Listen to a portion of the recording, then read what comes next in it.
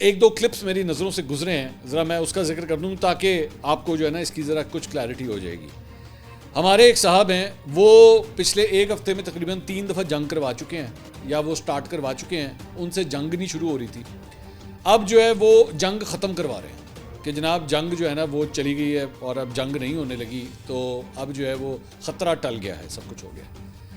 अच्छा, ना वो जब जंग करवा रहे थे तब ना जंग होने वाली थी, और ना वो जब जंग ख़त्म करवा रहे तो जंग ख़त्म हो रही है। ठीक है, ये दोनों ही स्टेटसेस गलत हैं। मैं हैरान होता हूँ कि जब आपके पास इन्फॉर्मेशन नहीं होती तो प्लीज़ इस तरह की इन्फॉर्मेशन मत शेयर किया करें, लोगों को गलत रास्ता मत दिखाइए, क्योंकि स्टेटस कुछ और है। मैं थोड़ी देर में भी आपके सामने रखता हूँ। और एक और साहब हैं, मैंने उनका भी एक क्लिप देखा, वो जो है वो गालबन कोई साबका जो है वो एयरफोर्स से ताल्लुक़ रखने वाले ऑफिसर हैं, लेकिन ज़ाहिर बात है रिटायर्ड हैं, उनका अब आज के जो सिनेरियोज़ हैं उनसे कोई ताल्लुक़ नहीं है।